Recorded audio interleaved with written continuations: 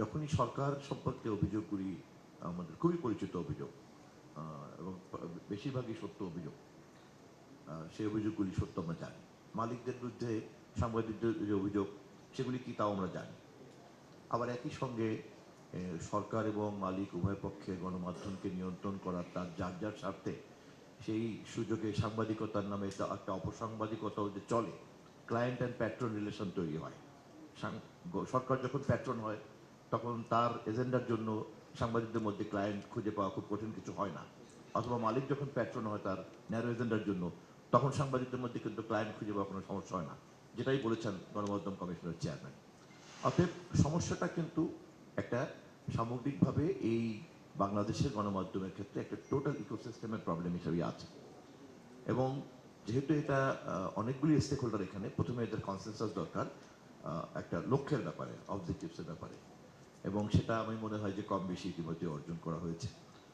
এবং অতীতের যেহেতু আমরা একটা নির্বাচিত সরকার, আমরা অবশ্যই রাষ্ট্রের দায়িত্ব, পরিচালনার দায়িত্ব জনগণের কাছ থেকে ম্যান্ডেট হিসেবে পেয়েছি, এবং আমরা কিভাবে পরিচালনা করব তা আমরা ইতিমধ্যেই প্রতিশ্রুতি দিয়েছি, এবং আমরা আমাদের প্রতিশ্রুতি অনুযায়ী পথ চলছি। সে কারণে গণমাধ্যম কমিশনের চেয়ারম্যানও অন্তত এখনকার অভিজ্ঞতা পর্যন্ত উনি প্রশংসা করলেন। এর আগে সম্ভবত মালিক সমিতি প্রধানমন্ত্রীর কাছে প্রশংসা করে এসেছেন, সম্পাদকরা প্রশংসা করে এসেছেন। অতএব পরবর্তী প্রশংসা দরকার নেই, কিন্তু ইতিমধ্যেই যে প্রশংসা পেয়েছে এটা কিন্তু রেকর্ড থাকা দরকার, বাংলাদেশে সম্ভবত এই প্রথম। এবং আমরা আপনাদের এই প্রশংসাকে নিশ্চয়ই ধরে রাখার চেষ্টা করবো, যেটা উপদেষ্টা মহোদয় বলছেন, কেন আমি এই প্রশংসা হারিয়ে ফেলবো, এটা কিন্তু ধরে রেখেই চলার চেষ্টা করব। এবং ভবিষ্যতের লক্ষ্য অর্জন করার ক্ষেত্রে তো এই প্রশংসাগুলি আরো বেশি আমাকে তো ভ্যালু অ্যাড করবে ইনিশিয়েট করার ক্ষেত্রে। তো সেই দিক থেকে আমি মনে করি যে এই মুহূর্তে যেটা করণীয়, যে সর্বশেষ আমরা যে লক্ষ্য নির্ধারণ করেছি, খুব দ্রুতই আমরা একটা পরামর্শ কমিটি করব, এবং সেই পরামর্শ কমিটির পক্ষ থেকে সকল অংশীদারদেরকে সাথে নিয়ে আমাদের সুনির্দিষ্ট গণমাধ্যম কমিশন গঠন করার প্রস্তাব সেই পরামর্শ কমিটির পরামর্শ হিসাবে ক্যাবিনেটের সামনে, সরকারের সামনে আমরা উপস্থাপন করব।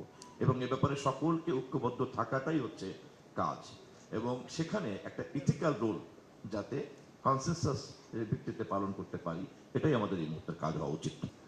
আমার মনে হয় আমাদের সর্বশেষ আমরা যেখানে দাঁড়িয়েছি, যেহেতু আমরা একটা পরামর্শ কমিটির পরামর্শের উপরেই পরবর্তী করণীয়টা নির্ধারণ করব বলে একমত পোষণ করেছি, এবং সবচেয়ে শক্তিশালী অংশীদার হিসাবে সরকার নিজেই যেহেতু তার উদ্যোগ গ্রহণ করছে, ফলে এই ধরনের প্রশ্নগুলিও আমি মনে করি ওই পরামর্শের মধ্যে থাকবে বলে আমি বিশ্বাস করতে চাই।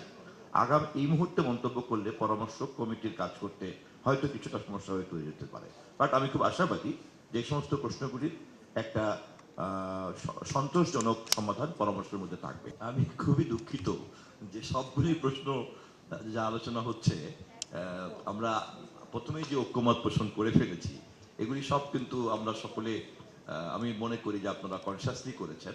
যদি কেউ আমরা কনসিয়াসলি না করে থাকি, তাহলে সাবকনসিয়াসলি কিন্তু আমরা সবাই পরামর্শ কমিটির উপরে ছেড়ে দিয়েছি, এবং পরামর্শ কমিটির উপরে ছেড়ে দেওয়ার এই দায় দায়িত্ব উপস্থিত সকলে সহ যারা অনুপস্থিত আছেন, এই বিষয় নিয়ে কথা বলেছেন, আমার মনে হয় তারাও সবাই এই ব্যাপারে একমত। অনেক মন্তব্য করা যেত এই মুহূর্তে, এই যে মালিকানা, এই প্রশ্নের উত্তরের পিছনে অনেক কথা আছে, বলা যেত, কিন্তু যেহেতু ভবিষ্যতে আমরা সবাই মিলে একটা ভালো লক্ষ্যে যেতে চাই, সেজন্য আমি মন্তব্য বা উত্তর দেওয়া থেকে বিরত থাকলাম।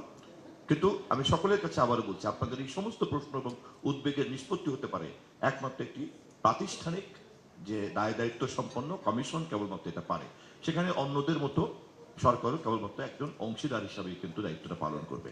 শেষ মন্তব্যটা হচ্ছে এই, দেখেন, আমরা একটি নির্বাচিত গণতান্ত্রিক সরকার হিসাবে সরকার জবাবদিহিতার একটা মেকানিজম তৈরি করতে চাচ্ছি, যার মধ্যে সবসময় সরকার বাস করবে।